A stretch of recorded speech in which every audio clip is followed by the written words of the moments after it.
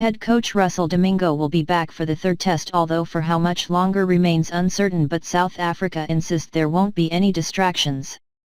What's the best thing about being a national head coach? It's only temporary, was Adrian Birrell's snappy response. He would know.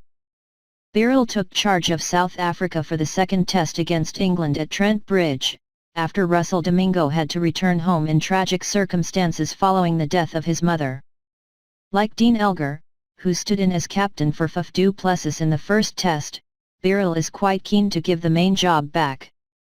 Russell will be back for the next test and I wasn't head coach, I was just acting head coach, Birrell said. Jokes aside, Birrell actually knew exactly what to do. Not only has he been a head coach for longer than a week, he was in charge of Ireland for 5 years and oversaw their 2007 World Cup campaign, but he has been at Domingo's side for 4 years at Is level and several more in the Eastern Cape. They understand each other's ways, and so when Domingo had to go, Birrell could pick up from exactly where he left off. It was business as usual.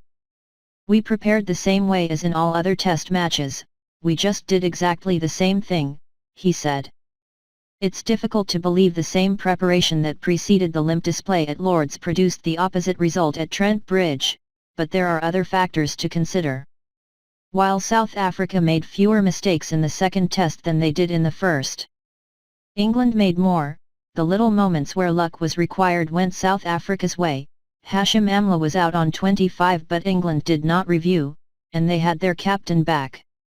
Birrell admitted du Plessis' return made a difference, more so because Domingo was not there. This is his Faf's team. He is very much in charge and his leadership is very strong and very calm. He demands, but he demands in a very pleasant way, that players really perform for the team. While du Plessis holds things together on the field, Domingo does that job off it. And the squad yearned for the steadiness Domingo's provides. We all enjoy his calmness. He is very calm under pressure and he has been under a fair amount of pressure over the last few months. And his humor. We miss that, Birrell said. From here on, that pressure will only increase.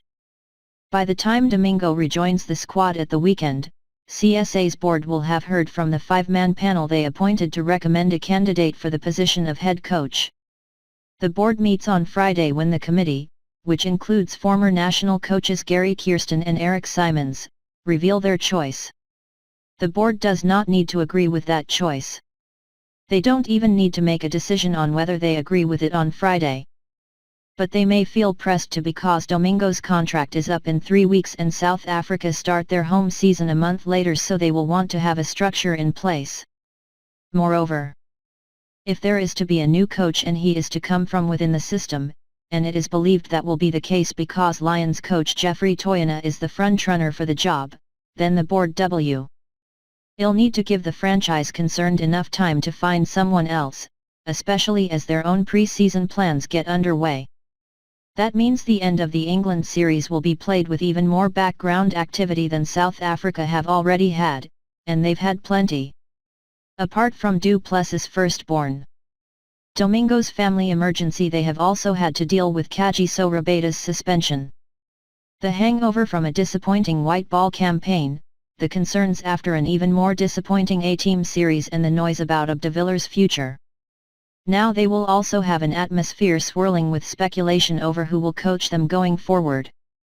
Though CSA has said they will only make an announcement after the last test, they may be forced to do so sooner, especially if the board make a decision on Friday.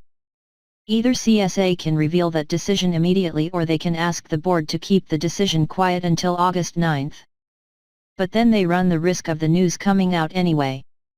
Should the board want more time to decide, there will still be scrutiny because the name of the person the panel recommends will be highly sought after. Should that name leave the boardroom, CSA may find themselves no longer in control of their own process. One source told ESPN Cricinfo that an alternative is being considered which will see the new coach announced before the final test on August 4. That scenario is the worst of the lot. In the best case, the fourth test will be a must-not-lose. If South Africa are leading 2-1, then a draw would be enough to secure the series, but there is every chance it will be a must-win. It may not be wise of CSA to add the tension of a new coach to the mix that week. Whichever way things go, the search for a new coach is badly timed and maybe even unnecessary except to meet corporate governance requirements. Domingo has done reasonably well, especially last season, and has the full support of senior members of the squad. It seems bizarre that with everyone from De Villiers, who has indicated that his own future will depend on who the new coach is, to Du Plessis to Elgar and Vernon Philander backing Domingo. CSA would want to look elsewhere, but one reason may have been that Domingo wanted them to. Until a few days before the applications closed, Domingo had not decided whether he wanted to carry on but has since confirmed his reapplication and his interest in taking South Africa forward. Whether CSA feels the same way may depend on if they think Domingo can win the 2019 World Cup, since that is the duration to which their next contract will run, and not necessarily on the outcome of the tests, which could also send a confusing message to a team in the middle of a series. Given all that, it's worth wondering how South Africa will cope in the second half of the series. But Birrell believes it will be by using the same methods as they have since January. When it was announced during the first ODI against Sri Lanka on January 28 that CSA start a search for a new coach. By blocking it all out. We speak a lot about not bringing outside influences into our inner circle. We work very hard at that. The media is noise and it's kept on the outside, so whatever you say doesn't affect us, he said with a dose of humor.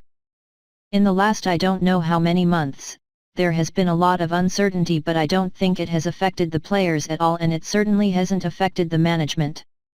When we regroup, we will be boring and we will prepare in the same way we did earlier. We do pretty much the same stuff every time.